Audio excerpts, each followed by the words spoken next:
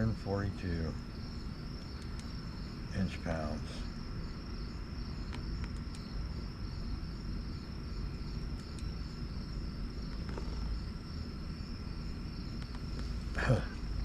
Well, let's see what it does. Probably gonna max it.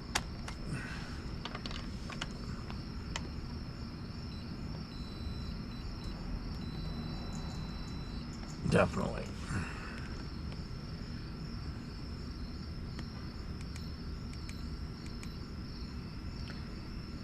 It would be 11 foot-pounds. So when I seen 13 foot-pounds, that was probably accurate information. I'm leaving it alone. It's already there. It's got Loctite on it. It's already tightened down. It isn't going to hurt nothing. Plus I reused part of that one gasket, so it is what it is. Oh well. Alright, let's clean this mess up. It's hard to see, I know that.